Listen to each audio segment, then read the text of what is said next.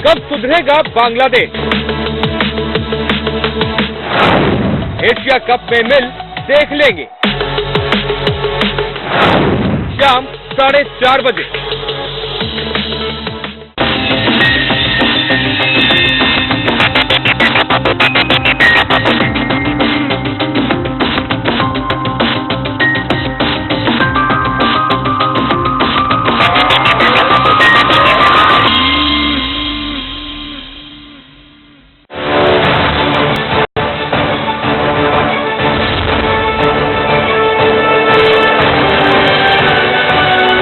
साधना prime news अब आप देख सकते हैं टाटा स्काई के चैनल नंबर 484 और एयरटेल के चैनल नंबर 263 पर।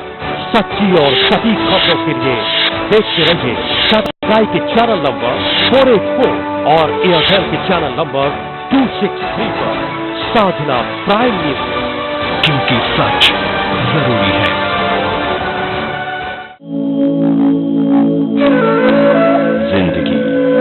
कभी धूप सी,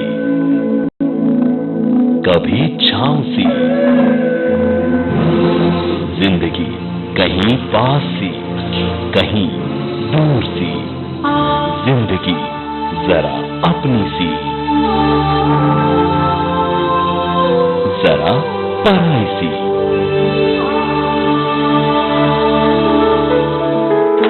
जिंदगी चल रहा है सिर्फ साधना प्राइम न्यूज पर, क्योंकि सच जरूरी है। अब आपका पसंदीदा न्यूज चैनल साधना प्राइम न्यूज आ गया है आपके स्मार्टफोन पर भी। नमस्कार, साधना प्राइम न्यूज देख रहे हैं आप। Android user Google play store में जाकर साधना प्राइम न्यूज लाइव टाइप करें, साधना प्राइम न्यूज के आइकॉन को सेलेक्ट करें और इंस्टॉल करें। ऐसा करने के बाद आप सभी खबर लाइव देख सकेंगे। आपको साधना प्राइम न्यूज कभी भी कहीं भी देखना है तो आप साधना प्राइम न्यूज का ऐप डाउनलोड कर सकते हैं। फिर देर किस बात की, फौरन अपना स्मार्टफोन उठाइए और न्यूज, स्पोर्ट्स, एंटरटेनमेंट से जुड़ी ताजा तरीन खबरों के लिए लाइव जुड़िए। हर पल, हर घड़ी खामोशी है क्यों छाई, देख भयानक चेहरा, रूह है क्यों कांपती। बस और नहीं, अब टूटेगी चुप्पी, अब बोलेगी जनता। जनता बोल, आंखें खोल, सिर्फ साधना प्राइम न्यूज पर। जिंदगी कभी धूप सी, कभी छांव सी, जिंदगी कहीं पास सी, कहीं दूर सी, जिंदगी जरा अपनी सी, जरा पराई सी।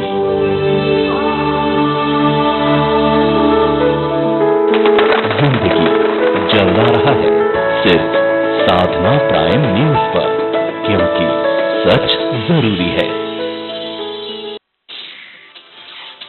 कांग्रेस उपाध्यक्ष राहुल गांधी ने फिर साधा आरएसएस और बीजेपी पर निशाना, कहा भविष्य की बात नहीं करने देता आरएसएस, दबाई जा रही है छात्रों की आवाज।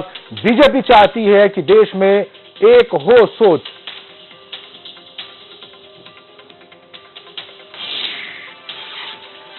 रोहित वेमुला को इंसाफ की मांग को लेकर छात्रों का मार्च, दिल्ली के अंबेडकर नगर से जंतर मंतर तक प्रदर्शन।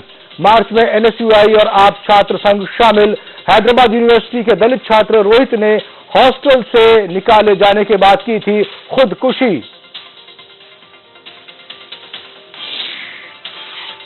भोपाल में विधानसभा का घेराव करने पहुंचे एनएसयूआई कार्यकर्ताओं और पुलिस के बीच झड़प। पुलिस ने वाटर कैनन और आंसू गैस के गोले छोड़कर प्रदर्शनकारियों को खदेड़ा। रोहतक में सीएम मनोहर लाल खट्टर के खिलाफ नारेबाजी। जाट आंदोलन पीड़ित परिवार से मिलने पहुंचे सीएम को लोगों ने दिखाए काले झंडे। डीसी एसपी को सस्पेंड करने की मांग। बीएसपी सुप्रीमो मायावती ने साधा केंद्र पर निशाना।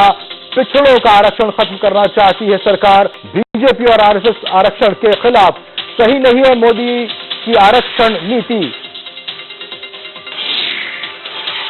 बजट सत्र के दौरान संसद के दोनों सदनों में राष्ट्रपति का संबोधन। फसल बीमा योजना और जनधन योजना की तारीफ। सबका साथ सबका विकास सरकार का लक्ष्य। रोजगार बढ़ाना सरकार की सबसे बड़ी चुनौती।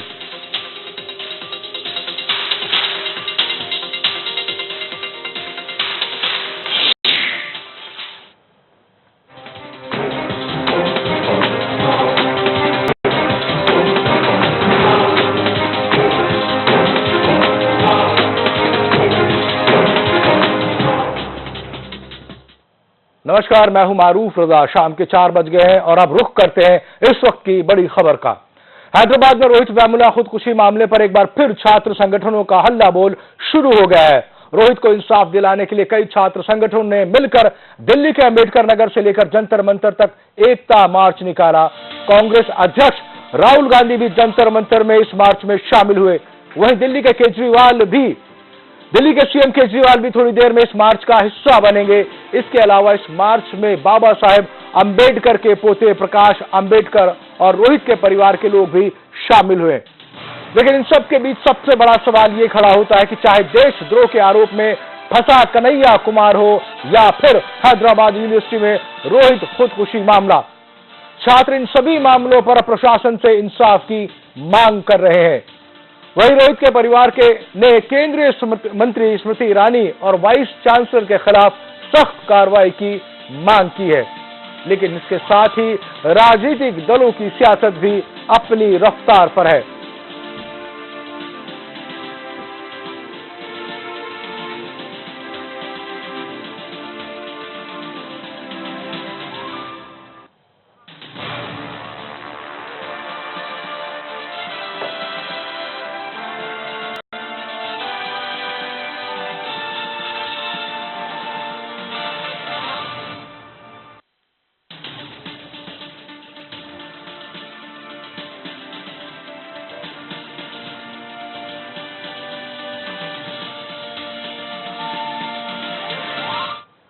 और इस पूरे मुद्दे पर बातचीत करने के लिए मेरे साथ स्टूडियो में है कांग्रेस नेता अजय वर्मा, बीजेपी प्रवक्ता हरीश खुराना, मेरे रिपोर्टर हैं जंतर मंतर से खुद इस वक्त उस प्रदर्शन को कवर कर रहे हैं, और फोन पर है चंद्रभान प्रसाद, दलित चिंतक। आप सभी मेहमानों का प्राइम न्यूज पर बहुत स्वागत।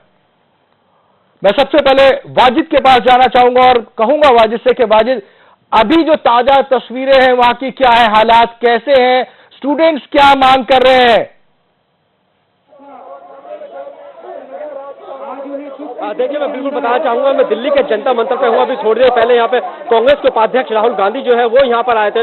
उन्होंने छात्रों को संबोधित किया था। अभी थोड़ी देर पहले दिल्ली के मुख्यमंत्री अपने पूरे काफिले के साथ यहाँ पर आए हुए हैं और वो यहाँ पे स्टेज पे बैठे हुए हैं। इसी के साथ साथ उनके साथ जो है सोमनाथ भारती भी है और उनके साथ 2-3 मंत्री जो है आम आदमी पार्टी के वो भी यहाँ पे मौजूद है। इसी के साथ साथ जो छात्र संघ है वो भी काफी संख्या में यहाँ पे आया हुआ है। हमारे पीछे आप देख सकते हैं कि यहाँ पे जो छात्र है वो यहाँ पर आए हुए लगातार रोहित वेमुला जो है उसके लिए इंसाफ की मांग कर रहे हैं। ये ज्यादातर छात्र जो है दलित समुदाय से ताल्लुक रखते हैं और ये साफ तौर पर चाहते हैं रोहित वेमुला जो है उसे पूरी तरीके से इंसाफ मिले। यहाँ पे बातचीत करते हैं हम छात्रों से, यही जानते हैं कि आखिर ये किस तरीके का इंसाफ चाहते हैं। आप यहाँ पर आए हैं, यहाँ पे आप किससे इंसाफ चाहते हैं? देखो, रोहित वेमुला की एक बाबा साहब की आइडियोलॉजी लेकर वो काम कर रहे थे पूरे भारत के अंदर, लेकिन मनुवादी सोच ने उन्हें मार दिया। और कल वाराणसी में मोदी जी गए थे, वहाँ पे रोहित वेमुला के इंसाफ के लिए भारतीय विद्यार्थी मोर्चा के कुछ लोग समर्थन कर रहे थे शांतिपूर्ण तरीके से, क्योंकि बाबा साहब ने हमें संवैधानिक रूप से बोलने का अधिकार दिया। लेकिन मोदी के कहने से ये मनुवादी सोच जो आरएसएस की पूरे भारत के अंदर आइडियोलॉजी चाहिए, मैं आपको कहना चाहूंगा। और इस बीच दिल्ली के मुख्यमंत्री अरविंद केजरीवाल खुद भी जंतर मंतर पर पहुंच गए। आइए देखते हैं कि वो क्या कह रहे हैं। लगातार ये चल रहा है। यदि ऐसा नहीं होता तो पूरे भारत के अंदर जो भारतीय विद्यार्थी मोर्चा, पूरे जो भी स्टूडेंट जो अंबेडकर वाली विचारधारा के हैं वो धरना प्रदर्शन पूरा रोज करेंगे, क्योंकि यहाँ पे सिर्फ नेता चाहे जितनी पार्टी के यहाँ पे आए हैं वो सारे अपने राजनीतिक हथकंडा चमकाने के लिए काम कर रहे हैं, बाकी ये कुछ नहीं कर रहे हैं। लेकिन सबकी सोच एक ही है, मनुवादी सोच जो डिस्क्रिमिनेशन को मानती है। यदि उनके अंदर इतनी पावर है तो जो रोहित वेमुला को है उसे इंसाफ दिलवाए। जो उसकी हत्या की, हम तो हत्या कहेंगे, हत्या करवाई गई है क्योंकि वो समानता पर आधारित विचारधारा का प्रचार प्रसार कर रहे थे। उनके हत्यारों को फांसी होनी चाहिए और उन्हें भारी संख्या में 10 करोड़ का उन्हें प्रावधान, एक मुआवजा मिलना चाहिए। चलिए वाजिद, आप बने रहे वहां पर, हम आपके पास दोबारा लौटेंगे। मेरे साथ अजय वर्मा जुड़े हुए हैं। अजय जी, क्या लगता है ये पूरा का पूरा जो देश का जो युवा है वो आज जंतर मंतर पर इकट्ठा है, क्या वाकई फिजा इतनी खराब हो गई है कि सबको सड़क पर निकलने की जरूरत है? मारूफ रजा साहब, आपने इस बारे में, आपका चैनल बड़ा जागरूक है, पहले भी आपने लगातार कई डिबेट की हैं और मैंने शायद याद हो पहले भी ये कहा था कि स्मृति ईरानी और वहां के एक मिनिस्टर बंगारू दत्ता रहे जी, डायरेक्ट और इनडायरेक्ट रूप से वो इन्वॉल्व है इसमें, इस सुसाइड्स में, इस हत्या में। जो ये बिल्कुल जो किया गया है ये कि आज पूरे हिंदुस्तान में छात्र सड़कों पर उतर आए हैं। राहुल जी इसलिए माने गए, कांग्रेस के लोग इसलिए माने गए, या कांग्रेस के लोग इसलिए टीवी पे डिबेट नहीं कर रहे कि इसमें कोई राजनीति चमकाई जा रही है या इसमें कोई किसी तरह का अपने आप को चमकाने का प्रयास किया जा रहा है। इसमें केवल ये किया जा रहा है कि मोदी जी की नीति और नियत में, इस सरकार की नीति और नियत में, और खास करके दलित चिंतक भरने का ये दावा ये सरकार लोकसभा के सत्र में इनके मंत्री कर रहे थे, लेकिन हर मामले पर ये फिसड्डी हुए हैं।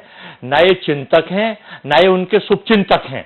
इन्हीं के मंत्री, इन्हीं के लोग दलितों के ऊपर खास करके जो अत्याचार की कहानी लिख रहे हैं, ये इस तरह का। अब आप देख लीजिए, हम नहीं कह रहे, पूरे देश के छात्र और छात्राएं पूरे देश में उमड़े हुए हैं। कल बनारस में जब मोदी जी थे वहां था, उस दिन हैदराबाद में जब ये हुआ था, अब दिल्ली में यहाँ अरविंद केजरीवाल की तो अपनी सरकार है, दिल्ली के अपने मुख्यमंत्री हैं, आम पार्टी अपनी सरकार है, उनका कांग्रेस से तो कुछ लेना देना है ही नहीं। जी जी। लेकिन जहां मुद्दा दलितों का उत्पीड़न का मामला होता है, जहां ये देखा जाता है कि तानाशाही कंटिन्यूएशंस में, ये हमने माना आदरणीय मोदी जी, आप अपनी पार्टी के कुछ वरिष्ठ नेताओं पर, नेतागणों पर तानाशाही करके प्रधानमंत्री तो बन गए जी, और देश चलाने के लिए आपके पास पर्याप्त संसाधन और देश चलाने के लिए आपके पास पर्याप्त संख्या बल भी मौजूद है, लेकिन इस देश में जो फेलियर आप और आपकी सरकार और आपके मंत्री, आपके विधायक, आपके एमएलए, आपके लोग हो रहे हैं, मैं तो कह रहा हूं अति पिछड़ों पे, दलितों पे नहीं, अति पिछड़ों पर भी आपकी सरकार अत्याचार कर रही है, उनके भी कोटों से काटा जा रहा है। चलिए हरीश जी जुड़े मेरे साथ, संजय जी के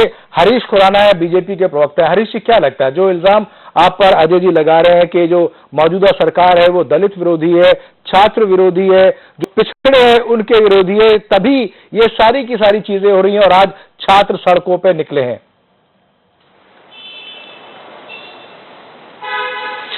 देखिए, जिस प्रकार से जी रोहित जी का ने आत्महत्या करी, भारतीय जनता पार्टी को उतना ही शोक है, उतना ही दर्द है जितना बाकी लोगों को है, जितना बाकी छात्रों को है। हम छात्रों के साथ हैं, लेकिन मुझे लगता है कि कांग्रेस हो या कोई आम आदमी पार्टी हो, चाहे कोई भी हो जी, अभी मैं अजय जी की बात सुन रहा था, भाषण देना तो बहुत अच्छा लगता है, लेकिन सच्चाई क्या है?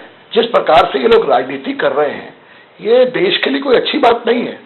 जितना दुख हम लोगों को, उतना दुख आपको भी होना चाहिए। नहीं, लेकिन सवाल ये उठता है हरीश जी, आखिर समाधान भी कहीं नहीं निकल रहा। लगातार एक के बाद एक मुद्दे आते जा रहे हैं, चाहे रोहित वेमुला का मामला हो, कन्हैया कुमार का मामला हो, जेएनयू का मामला हो, लगातार एक के बाद एक मुद्दे हैं, कहीं उन पे विराम क्यों नहीं लग रहा? क्या हम ये मान के चले कि सरकार अब बिल्कुल ही बेबस हो रही है? हम मारूफ भाई, दो बातें अलग अलग आप कर रहे हैं जी।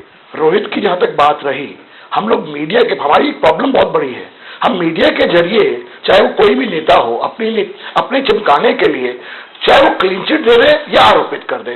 अब हो क्या रहा है, इन लोगों को आरएसएस और भाजपा के अलावा कुछ नजर नहीं आता। अब आपने जिक्र किया कन्हैया कुमार का, कोई डिनाई नहीं कर रहा कि वहां पे भारत विरोधी नारे लगे।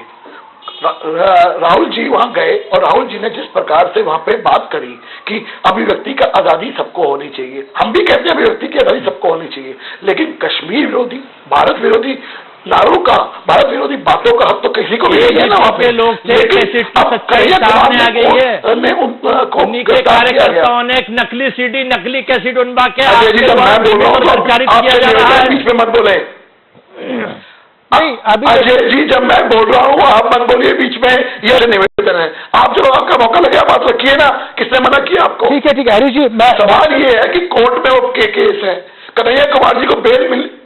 जी, मैं आपको रोकना चाहूंगा, इस बीच मेरे साथ चंद्रभान प्रसाद जुड़े हुए दलित चिंतक है।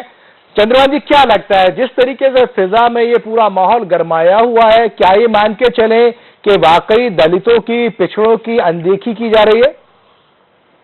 देखिए, किसी भी देश में वहां की सरकार जी छात्रों से भिड़ने लगे तो इसका मतलब यह है कि वो सरकार मुश्किल में है। जी, जहां तक दलित सवालों की बात है, देखिए हैदराबाद में रहने वाले, पढ़ने वाले जो स्टूडेंट्स हैं, दलित, गैर दलित, जो प्रोफेसर्स हैं दलित, गैर दलित, उनको रोहित की जाति के बारे में कोई शंका नहीं है जी, शुरू से जी, कि रोहित दलित है कि नहीं। पर बीजेपी के इतने लोग मेरे साथ आए हैं स्टूडियो में बहस करने के लिए, पहला सवाल ये उठाते थे कि रोहित दलित है। तो जब दलित, तो वहाँ के प्रोफेसर, वहाँ के दलित स्टूडेंट्स, वहाँ के गैर दलित लोग, वहाँ के एबीवीपी भी यही जान रहे हैं कि हम दलित से लड़ रहे हैं जी, पर सरकार सब को शंका इस बात की है। तो अब एक्शन क्या हुआ? जो मिनिस्टर, पहले दिन जो मिनिस्टर का आया था बयान में स्टूडियो में था जी, कि हमने तो एक लेटर आया किसी मंत्री महोदय से, हमने उसको फॉरवर्ड कर दिया। नेक्स्ट डे ये मालूम हुआ कि नहीं, फॉरवर्ड नहीं किया उन्होंने, बल्कि उन्होंने अपने चंद्रभान जी, मैं ये जानना चाहता हूं कि जिस तरीके से मामला गरमाया हुआ है, हैदराबाद का मामला दिल्ली तक पहुंच गया, जंतर मंतर तक पहुंच गया, क्या चाहते हैं, क्या होना चाहिए, किस तरीके से इसको हैंडल किया जाए? देखिए, सबसे पहला तो काम है कि जब तक मंत्री महोदय जिन्होंने उस रोहित को मौत के कुएं में ढकेला, उनके खिलाफ तुरंत एक्शन होना चाहिए। क्यों नहीं हो रहा एक्शन? वीके सिंह के खिलाफ क्यों नहीं एक्शन हो रहा है? दलितों की पहचान उन्होंने जिस तरह से की है, ये खट्टर के खिलाफ क्यों नहीं हो रहा है एक्शन? दो ठाकुरों और दलितों में झगड़े हुए, इन्होंने अनाउंस कर दिया जजमेंट की ये आपसी झगड़े हैं, जाति इसमें इन्वॉल्व नहीं है। अरे ठाकुर और एक दलित का आपसी झगड़ा क्या हो सकता है? रामदेव जो है दलितों के बारे में, क्या दलित महिलाएं इसी तरह से अवेलेबल है सारे लोगों के लिए? राहुल गांधी वहां जा रहे हैं हनीमून मनाने, वो जो है रामदेव बाबा की जगह जेल होनी चाहिए, वो सरकार की गोद में बैठा हुआ है। चलिए हरीश जी, क्या कहना है? देखिए, लगातार, ये मेरा कहना नहीं है, अगर तकलीफ नहीं होती तो ये छात्र जो अपने भविष्य के सपने सजो करके यूनिवर्सिटीज में जाते हैं, अपने माँ बाप के सपनों को लेकर के पहुंचते हैं कि आगे कुछ करेंगे, देश में सहयोग करेंगे, आज वो सड़कों पर है, तो क्या लगता है कि ये सिर्फ खामखा है?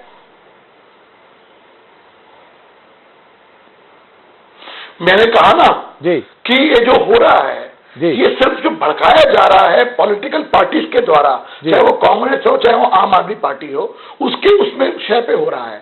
अब हम भी चाहते हैं कि दलितों का विकास हो, और उसके लिए मोदी सरकार पिछले 1.5-2 वर्षों से काम कर रही है, ऐसा नहीं है। नहीं सर, मैं पिछले 1.5-2 सालों की बात नहीं कर रहा। मोदी जी के पास बहुत सारी योजनाएं हैं, उन योजनाओं का जिक्र बार बार होता रहता है, प्रचार भी होता रहता है, लेकिन मैं अगर इन मुद्दों की बात करूं जो अभी हमारे सामने है, वो उनका क्या इलाज किया गया, उन पे किस तरीके से मरहम लगाया गया?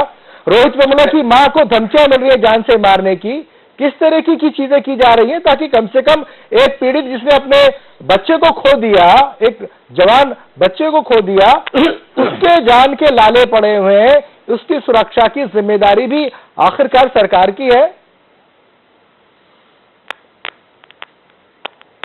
देखिए, 2 अलग अलग विषय हैं, फिर वही बात आती है। जी, आप लोगों ने, सब लोगों ने मांग करी कि जांच होनी चाहिए, हम भी चाहते हैं जांच हो, उसके लिए जांच आयोग बिठा दिया गया। अब उसकी जांच के आने के, निष्कर्ष आने की वेट तो की जाए। हम, प्रॉब्लम यह है कि किसी को भी कटघरे में खड़ा कर दें, किसी को भी फांसी के तख्ते पर चढ़ा दें बिना जांच के, प्रॉब्लम ये हो रही है। अब आपने दूसरा विषय किया कि उनको धमकियां मिल रही हैं। मान्यवर, मैं बड़ी हम्बलता से कहना चाहता हूं कि वहां की सरकार किसकी है? वहां की सरकार की जिम्मेवारी है उनको सुरक्षा देने की। हम भी मांग करते हैं अगर उनको धमकियां मिल रही हैं तो उनको सुरक्षा दी जाए। लेकिन मैं एक बात एश्योर करता हूं आपके चैनल के माध्यम से, पूरा देश, यहां तक कि भारतीय जनता पार्टी भी इसकी कड़ी भत्सा करती है। रोहित जी की जो आत्महत्या करी वो नहीं होनी चाहिए थी, और जितना दुख पूरे देशवासियों को है, भारतीय जनता पार्टी को उतना दुख है। अजय जी, जब बात आती है कि रोहित के मामले को लेकर के तो खुद वहां के मंत्री बंडारू दत्तात्रेय आ जाते हैं, स्मृति ईरानी जी आती है। आज जब सुरक्षा की बात की जा रही है तो ये बताया जा रहा है कि राज्य में सरकार एग्जैक्टली यही तो मैं कहना चाहता हूँ। भारतीय जनता पार्टी के लोग ये बैठ के जो कमरों की राजनीति करते हैं ना, प्रैक्टिकल नॉलेज बिल्कुल नहीं है। इसलिए नहीं है कि जब मुद्दा आता है क्रेडिबिलिटी लेने का, किसी चीज को करने का, ये देश में मोदी जी की सरकार है। मेरे प्यारे बहनों भाइयों, 125 करोड़ वासियों, ये नहीं देखेंगे कि किसी स्टेट में क्या हुआ, बस देश में मोदी जी की सरकार है। और कितनी साफगोई से हरीश जी कह रहे हैं कि साफ सिक्योरिटी का मुद्दा है। बंडारू दत्तात्रेय वहां मिनिस्टर हैं, स्मृति ईरानी इनसे अटैच हैं, एबीपी इससे अटैच है, आरएसएस इससे अटैच है। सुरक्षा का मुद्दा जब केंद्र के लोगों से हो, सुरक्षा का मुद्दा जब भारतीय जनता पार्टी के लोगों से हो, तब बाखूबी से गेंद स्टेट के पाले में फेंक रहे हैं। इनकी नीति और नीयत दोनों खराब है, कथनी और करनी में दोनों में अंतर है।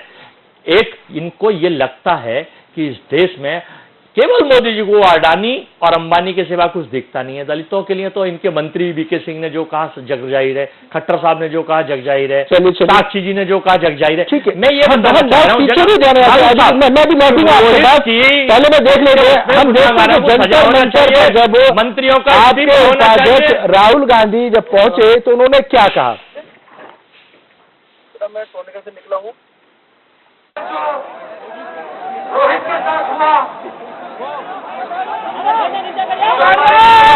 किया जा रहा है, जो युवाओं की आवाजों को दबाया जा रहा है, उनके बारे में कुछ नहीं कहा। जो हरियाणा में हो रहा है उसके बारे में भी कुछ नहीं कहा। और मैं सोच रहा था, उनके भाषण को सुनते हुए मैं सोच रहा था, रिफ्लेक्ट कर रहा था भाषण के बारे में, और सोचते मुझे बात समझ आई कि पूरा का पूरा भाषण बीते हुए समय का था। तो कांग्रेस ने जब दलितों की हिमायत के लिए समर्थन दिया और खुद वो वहां पहुंच गए राहुल गांधी जंतर मंतर, तो बीएसपी पीछे क्यों रह सकती थी? बसपा सुप्रीमो मायावती का इस मामले पर क्या कहना, आइए वो भी आपको सुनवाते हैं। आरएसएस की शुरू से ही, बीजेपी और आरएसएस की शुरू से ही ये सोच रही है कि किसी भी तरीके से दलित और पिछड़ों का आरक्षण खत्म किया जाए। यदि वो इसको सीधा नहीं खत्म कर सकते हैं तो इसको, ये अपने सरकार के बड़े बड़े कार्यों को प्राइवेट सेक्टर को देकर इसको निष्प्रभावी ये बनाने के प्रयास में लगे हैं। तो मैं ये समझती हूँ कि इनकी जो सोच है और जो नीति है, नियत है, आरक्षण के मामले में बिल्कुल भी सही नहीं है। सीधा चलते हैं हरीश खुराना जी के पास। हरीश, आपने राहुल गांधी को सुना, बसपा सुप्रीमो मायावती को सुना, केजरीवाल भी ये कह रहे हैं कि जो मौजूदा सरकार है वो दलितों के खिलाफ है, वो जानबूझकर स्टूडेंट्स के साथ जो है इस तरीके की चीजें कर रही है ताकि वो इस तरीके के हालात पैदा हों, युवा के खिलाफ है। ये सारी चीजें जो है केजरीवाल कह रहे हैं, देशद्रोही आप बता रहे हैं उनको, लेकिन दलित विरोधी ये तमाम लोग, चाहे कांग्रेस हो, वो चाहे लेफ्ट हो, वो चाहे मायावती हो, वो आपको दलित विरोधी बता रहे हैं। मैं सरासर इस बात का खंडन करता हूं, और राहुल जी को क्या हक है ऐसी बातें करने का? मैं उनसे पूछना चाहूंगा कि 60 साल आपकी सरकार रही, आज जो हालत दलितों की हुई है क्या भारतीय जनता पार्टी की वजह से हुई है? मैं छोटा सा एग्जांपल दूंगा आपको कि भारतीय जनता पार्टी की सरकार दलितों के लिए क्या कर रही है। अभी शायद आपने परसों सुना होगा, मध्य प्रदेश में छात्रों, दलित छात्रों के लिए पूरी पढ़ाई फ्री कर दी गई। तो ये छोटा सा मध्य प्रदेश में हुआ है छात्रों के प्रति। तो इसलिए हमें, जब मैं बीच में बोलता हूं तो बीच में आप मत बोलिए, मेरे से आपसे निवेदन है, मैं आपके बीच में नहीं बोलता, आप अपनी बारी आए बोलिए। ठीक है। तो सवाल ये है कि छात्रों के लिए और दलितों के लिए ये हमारी सोच है कि वो आगे बढ़े, अच्छे पदों पे जाए। हरीश जी, आपने मध्य प्रदेश का उदाहरण दिया, लेकिन हैदराबाद का उदाहरण क्यों नहीं देते? आप जामिया का उदाहरण क्यों नहीं देते? आप जेएनयू का उदाहरण क्यों नहीं देते? ये देश के छात्र नहीं है, इनकी मांगे नहीं है, या ये इनका अस्तित्व आपके लिए अस्तित्व नहीं रखता? अनफॉर्चुनेटली जी बोलो हरीश जी। अनफॉर्चुनेटली वहां सरकार हमारी नहीं है, अनफॉर्चुनेटली सरकार हमारी वहां नहीं है। हैदराबाद का कोई डिसीजन लेने का काम हमारा नहीं है, वो स्टेट गवर्नमेंट लेगी। मैं तो एग्जांपल दे रहा हूं कि एक भारतीय जनता पार्टी की राज्य की सरकार जानकारी के लिए बता दूं, यूनिवर्सिटी ग्रांट कमीशन केंद्र सरकार देखती है, केंद्र सरकार की तरफ से यूनिवर्सिटी संचालित होती है। हरीश जी सर, आप मुझे मत समझाइए, कांग्रेस मत समझाइए, आपको ज्ञान में वृद्धि करा रहा हूं। चलिए मैं कांग्रेस नहीं जाना चाहता, मुद्दा दलित का है, इसलिए मैं दोबारा से चंद्रभान जी के पास आऊंगा। चंद्रभान जी, पूरा डिबेट आपने सुना और जिस तरीके से मायावती का स्टेटमेंट है, अरविंद केजरीवाल जिस तरीके से कह रहे हैं, राहुल गांधी जिस तरीके से कह रहे हैं, क्या लगता है कि वाकई क्या ये राजनेता दलितों को लेकर के या आरक्षण को लेकर के ईमानदार है या सिर्फ सियासत हो रही है? पहली बात तो मैं ये आपके सामने रखना चाहूंगा, अभी नितिन गडकरी जी के किसी एक भाषण या स्टेटमेंट को शेखर गुप्ता ने ट्वीट किया है जी, हैं? उसमें नितिन गडकरी ये कह रहे हैं कि हम लोग झंडा पुतला जलाते थे, बहुत दिन से पुतला जलाते थे, प्रदर्शन करते थे वगैरह वगैरह, अभी सरकार चलाने में थोड़ा सा टाइम लगेगा। तो ये जो बीजेपी है एक्चुअली ये अपोजिशन की पार्टी है, सरकार चलाने वाली पार्टी नहीं है। चलिए बहरहाल अभी वक्त की गलत है चंद्रभान जी, दोबारा कभी मुलाकात होगी, कोई नया मुद्दा लेंगे फिर आपसे बात करेंगे। अजय जी आपका शुक्रिया, हरीश जी आपका शुक्रिया, धन्यवाद, वाजिद आपका भी बहुत शुक्रिया। लेकिन दलित मुद्दे को लेकर के, आरक्षण के मुद्दे को लेकर के सारे जो छात्र हैं वो सड़क पर हैं, मार्च कर रहे हैं, बैनर पोस्टर ले रखे हैं। आखिर संजीदगी दिखानी जरूरी है, क्योंकि अगर देश का युवा अपनी पर आ गया तो कब क्या हो जाए ये कहना बड़ा मुश्किल है। फिलहाल इतना ही, लेकिन प्राइम न्यूज पर खबरों का सिलसिला लगातार जारी है।